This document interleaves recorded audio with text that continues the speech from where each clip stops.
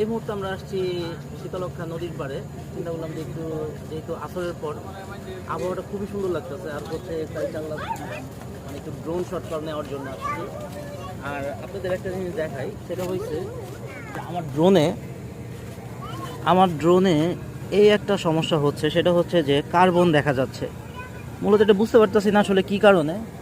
তো যেখান থেকে আমি এটা কিনি তাদের সাথে যোগাযোগ করছি, তারা বলছে যে আপনি ড্রোনটা একটু আপডেট দিয়ে নেন, তাহলে কিন্তু সফটওয়্যারটা আপডেট দিলে হয়তো ঠিক হয়ে যাবে। কিন্তু আসলে এটা ঠিক হয় নাই। আর যেহেতু আমি আগামী সপ্তাহে গ্রামের বাড়ি যাব, আর এটা যেহেতু আবার চায়না পাঠাতে হবে, চায়না পাঠাতে তো 1-5 মাস সময় লেগে যেতে পারে। তো যার ফলে হচ্ছে যে আমি বাড়ি থেকে এসে এটা আমি সার্ভিস দেওয়ার জন্য সার্ভিসে দিয়ে দিব, আর যেহেতু এর ওয়ারেন্টি আছে।